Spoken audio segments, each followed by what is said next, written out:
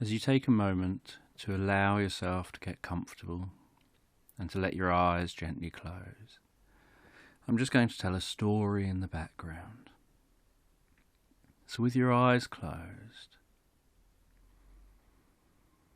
you can imagine drifting into this experience. Imagining a woman walking along one rainy night. She's got an umbrella held above her head. She's walking down a street. She can hear the way the rain hits the umbrella. She can hear the sound of that rain. She can feel the slight spray of water that finds its way to her face.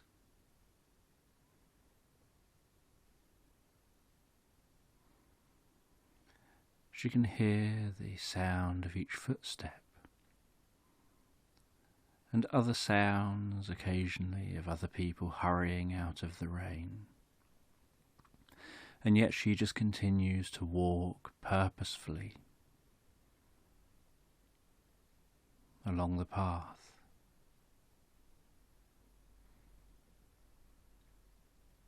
And she can hear cars passing by and see them pass by, and the sound of the rain, and the sound that cars make driving along a wet road.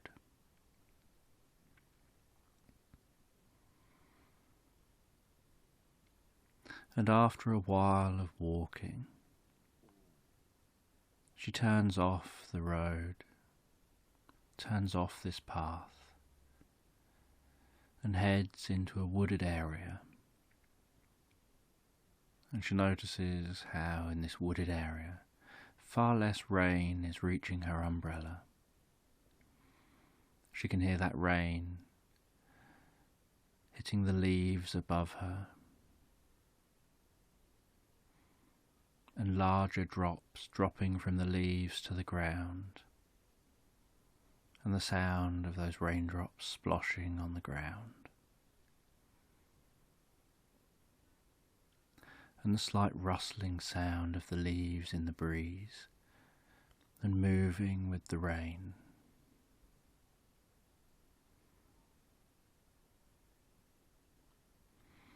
As she continues to walk and notices the different sound of each footstep here compared to out on the path by the road. And the further away from the road she walks, the quieter it gets. And the deeper into the woods she goes. And she finds her way all the way through the woods until she comes to a clearing. And she can notice the muted green colour of the grass. As the rain gives a slight grey-blue tinge to everything. She walks across that grass.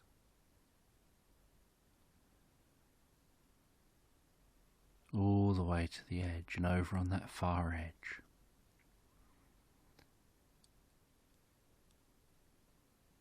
is a bank that leads down to a beach.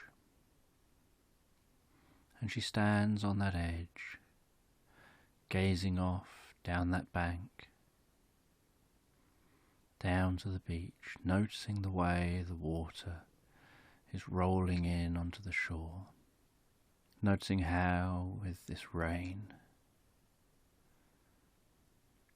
the water seems a little rougher than usual.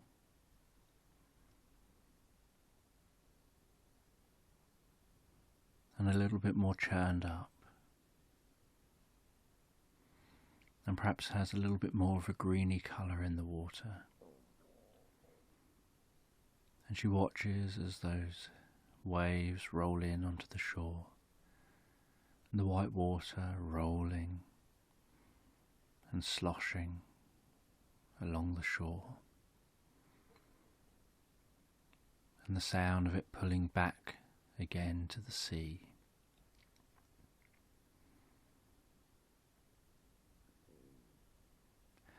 And in this clearing she looks around and she can't see far out to sea because of the rain. But she can notice some areas of light, some rays of sun striking the ocean in various points off in the distance. And she knows the rain will begin to clear a bit soon.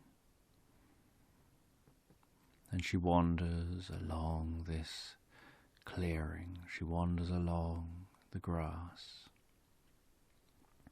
gazing down towards the sea.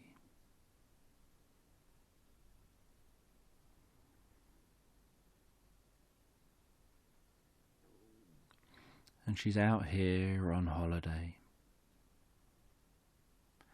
Supposed to be a summer holiday. And yet here she is in the rain. But she doesn't let that deter her. She's still enjoying being out in nature.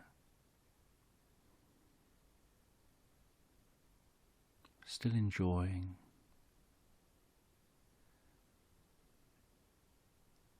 gazing out over the ocean, hearing the sound of the rain on the umbrella. And after a while she finds some steps down to the seafront. And she follows those steps down and walks through some stones, noticing the sound of the footsteps changing from steps to stones, the feeling of the ground beneath the feet changing from steps to stones, and then down onto damp sand, with the feet sinking slightly with each footstep,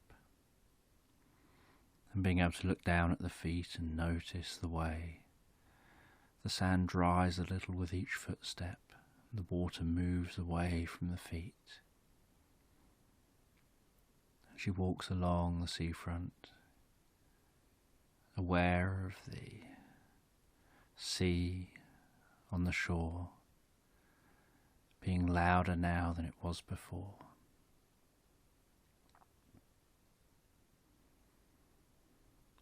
And she notices the way that the sea breaks on different rocks that are dotted through the sea, unsure whether these rocks were placed there to break the water intentionally or have always just naturally been there.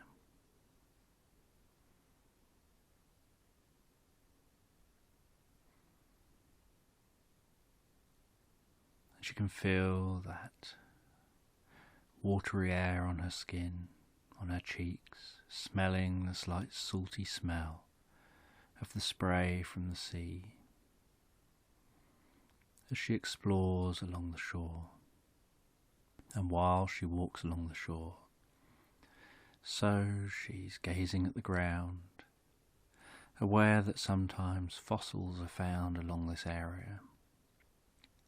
And as she gazes around, she discovers what looks like a shell embedded in a rock. And it's just the shadow of the shell that was once there. It's just a fossil of the shell. She picks it up and looks at it and runs her finger over that, feeling the bumps, the smoothness, the weight of that in her hands. And she unzips a pocket on her coat and places it in the pocket and zips the pocket back up again before continuing along the seafront. And she thinks she sees someone sitting on one of the rocks a little further away. And she tries to squint a little through the rainy sky, and she's sure that there's someone there.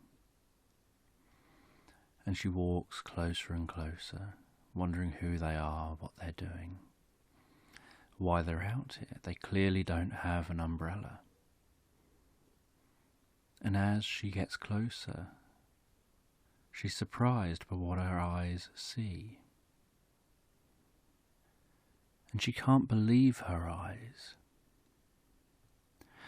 And she thinks maybe some salt water has got in her eyes, so she dries one of her hands and wipes her eyes. And all that's done is made it clearer that what she's seeing is true.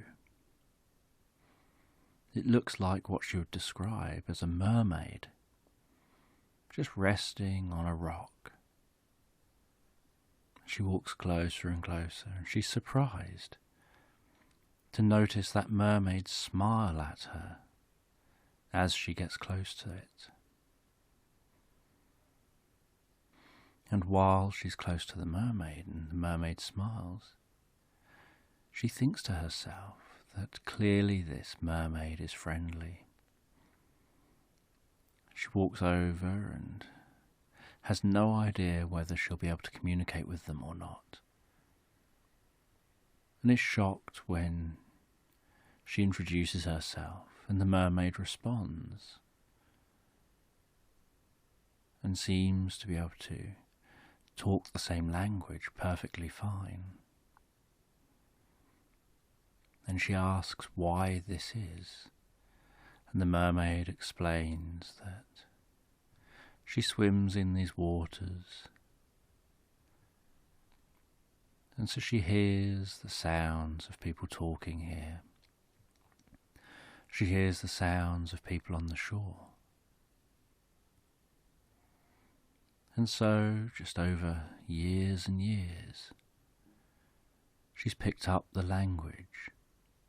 But she also has another land that she comes from. And sometimes when the weather's like this, she likes to come up to the surface. She knows there's normally no one around on the surface, and get to see what life is like out here, outside of the ocean. She explains how the sounds, time, everything is so different underwater. And the reason this woman enjoys going to the beach on holiday is because of her love of water, her love of the beach. She loves being in water and by water and the smell of water.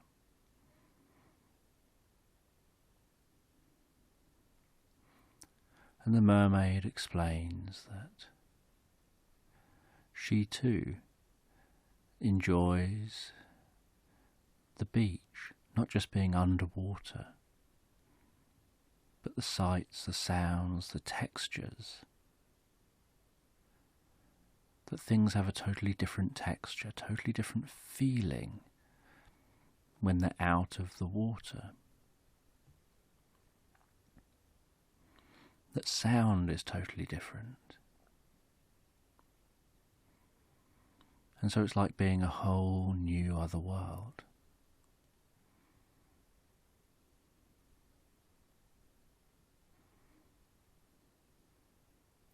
And after a while of talking, while the woman holds the umbrella over her head, she notices that the rain begins to subside.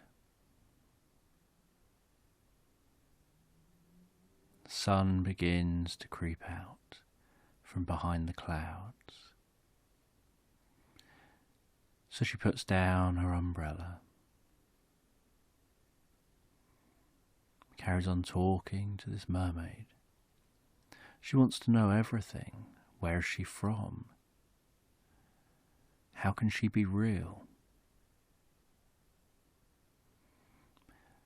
Why, if it was this easy for her to stumble across the mermaid, has no one else ever done it?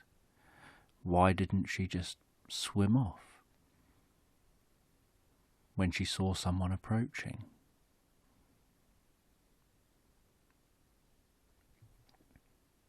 And the mermaid explained that She'd considered swimming off, but she was curious about this person who would be out in this weather. And she thought about how it might look if she dived into the water. She explained that she thought this woman looked kind and compassionate, looked so caring that there was a risk that if she had seen her dive into the water, she might have assumed that someone had fallen off the rock and had got into trouble in the water and might try and dive in after her and could get themselves into trouble in the water, when really there's no one that needs saving. And the woman and the mermaid continue to converse as the sun continues to come out. And the mermaid said she was worried that soon others may start to come to the beach to walk dogs, to take advantage of this dry spell, and she didn't really want to be seen. And as she was talking, something strange happened. The woman noticed that her tail turned into 2 legs. That as the sun dried her out, so she transformed and looked just like a human. And the woman asked about this, fascinated, asking, have you ever thought of just leading a life, going exploring when you've got 2 legs? And the mermaid said that the trouble is she can't control it. When she dries out, she has 2 legs. But as soon as she gets wet, her body automatically has a response that turns her legs into a tail, and that she couldn't risk this happening while wandering down a street. And she said that it's possible to become a mermaid. And she said that if the woman's interested, she can visit where the mermaid has come from. She explained that we all have an evolutionary past, and part of that past is aquatic.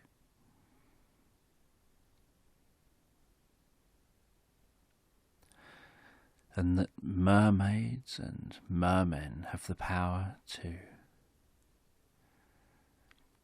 trigger certain epigenetic changes within people through the power of touch.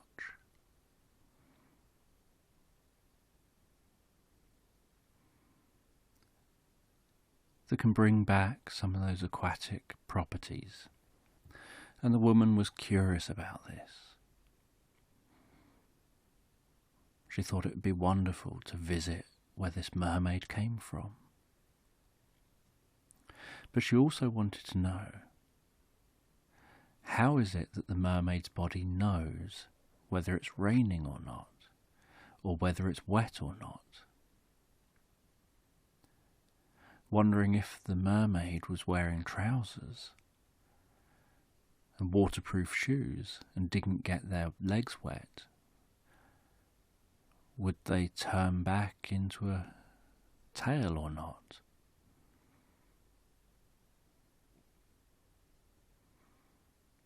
Would they turn into a tail if they got their hands wet? And the mermaid said she'd never been far enough to find out. She'd never worn clothes. She didn't know what it was like to wear clothes. that you don't wear clothes when you're underwater, because they just get tangled around you. And nobody makes clothes underwater. So she'd never had an opportunity to discover. And the woman and this mermaid found themselves so absorbed in conversation, found that somehow they seemed to just gel so well. Time seemed to just fly by as they became absorbed in the moment.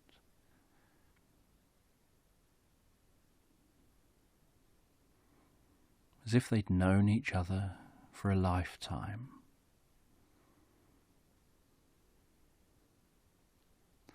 And the mermaid touched the woman gently on the shoulders, running her fingertips very, very lightly from her shoulders down her arms, down the outside of her arms, then very lightly down the inside of her arms to her elbows, the inside of her elbows, and then very lightly under the jaw, on either side, around the neck,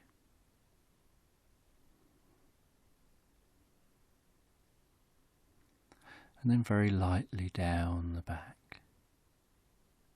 And the woman could feel tingling.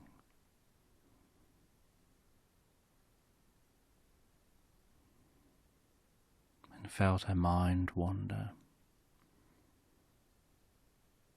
And felt a bit of a shudder.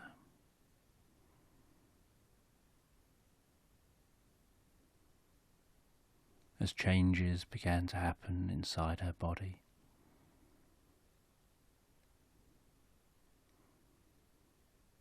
And the mermaid looked her square in the eyes and said, "Trust me."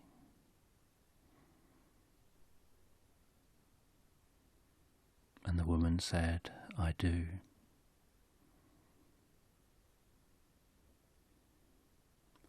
And they leapt off the rock together, splashing into the water, followed by rays of light and bubbles rising to the surface as the sound changed, as everything became more muted and quiet, and tones seemed to stretch out and deepen.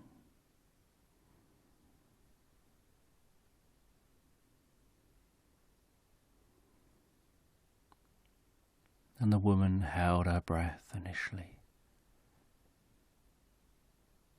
and the mermaid held her hand and looked at her calmly in a kind and friendly way.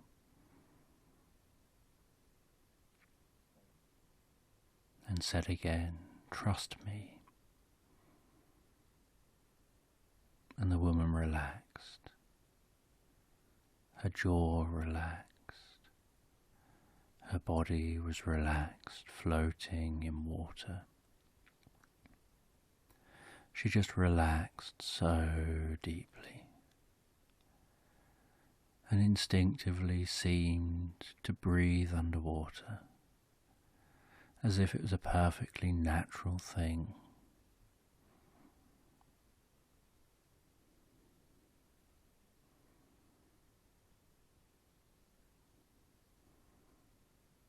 And then she noticed that the mermaid's tail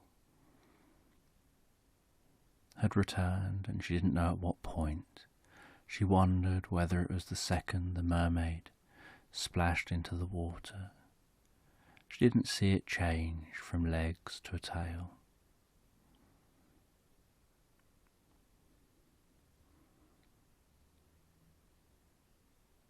And the mermaid held her hand as they swam deeper and deeper deeper and deeper under the sea, seeing fish swimming around, passing floating seaweed, relaxing deeper and more comfortable under the sea. And as they went deeper, the woman noticed some glowing off in the distance, and they swam down towards that glowing. And the mermaid said that ordinarily you can't see that glowing, that the only reason why she can see the glowing and see this reality down here is because they're together, and because of the change to her senses, the change to her way of being, that's allowed her to breathe underwater. It allows her senses to perceive what they once couldn't. And they swim down deeper all the way to those lights.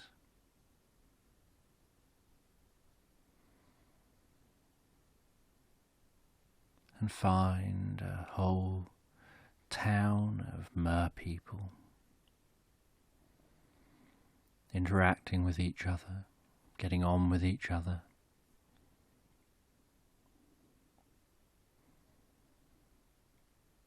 Looked surprisingly familiar, and yet it was under the sea.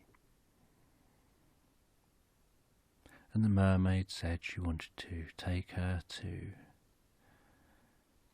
one of her favourite places down here. And she took the woman down what was like a quiet path that was away from the hustle and bustle of that mer town, and took her out to an area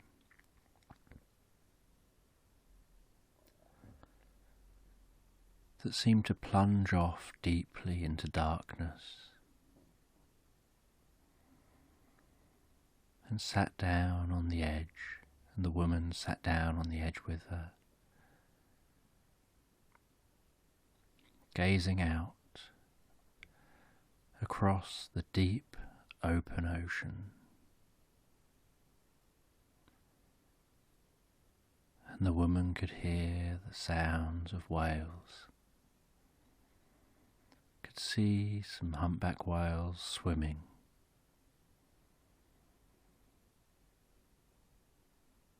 could recognize their intelligence,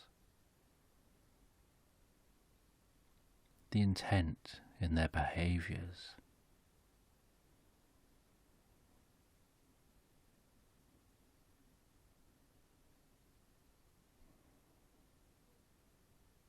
And she watched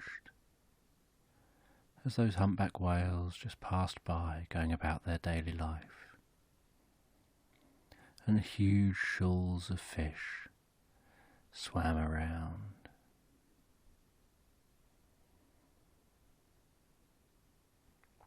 And there was so much life down here. And some fish and some other animals down here seem to have bioluminescence, as her eyes accustomed to the darkness, the dimness. As she gazed down, she could see glowing light shows playing out before her, of a rainbow of colours. And she sat here on this edge, up close with the mermaid. And she started having this feeling like somehow this was who she was meant to spend the rest of her life with. And she thought that seems like an unusual feeling. but she's felt such a connection to this person over such a short period of time.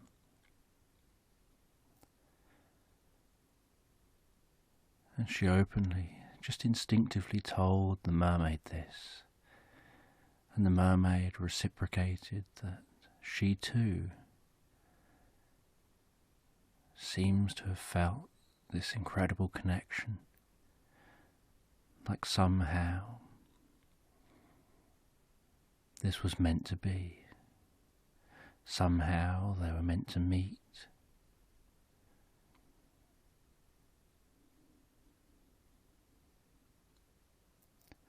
And somehow fate had brought them together, and they could either go against fate and decide it's ridiculous to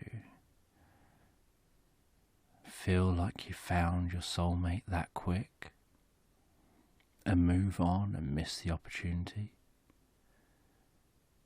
or to explore it, to spend time together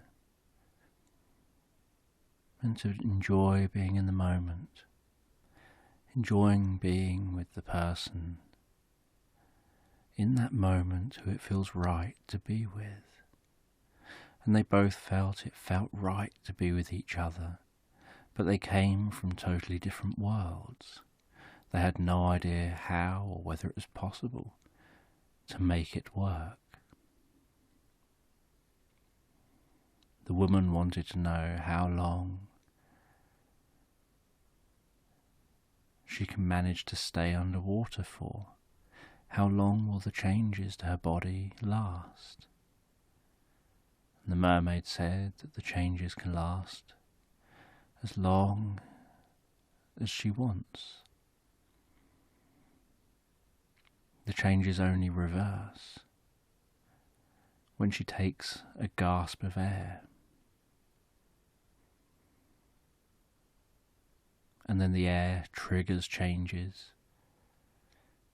to breathe again on land. And they didn't know how they could make it work. The woman had a life, a job. She went into work every day, did her job, and then when she had an opportunity, she'd go on holiday for a little while to the beach, and then go back and carry on working, and after work be too tired to do anything. So she would just work and sleep and work and sleep, go for a break for a while on holiday, and then work and sleep, work and sleep.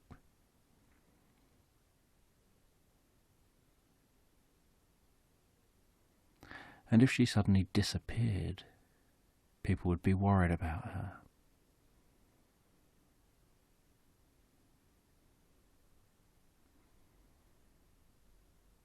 And they didn't know how you could tell humans that there are merpeople, that humans wouldn't believe it.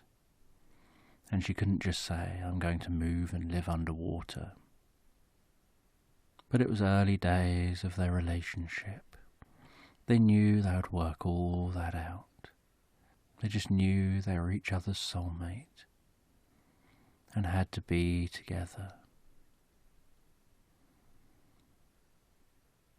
They decided that at some point in the future, the mermaid would come out on land, and they would figure out the extent of her legs turning into a tail. What triggers that? Whether they can just make sure she's wearing waterproof trousers and shoes, or whatever it is that's needed. And if not, perhaps the woman can say that she's just moving abroad, moving away, and she's going travelling. And and that she'll let people know from time to time and keep in contact with people, saying where she is.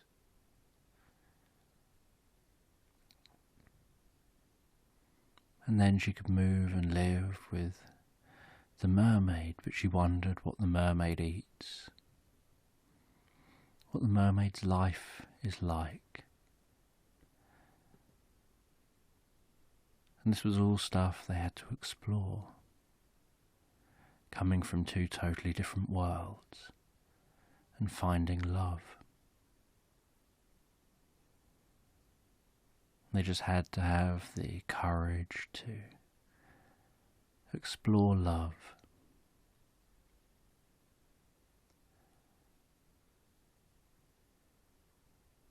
To have love where you find it.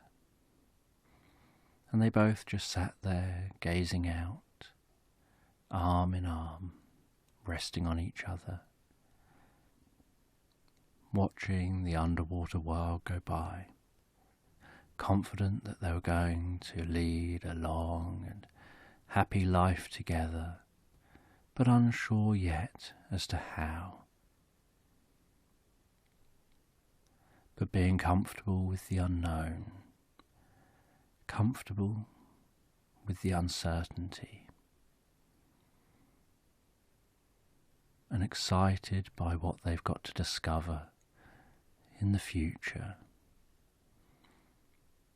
As together they drift and float into a reverie, dreaming about what the future might hold, and the wonders they might experience.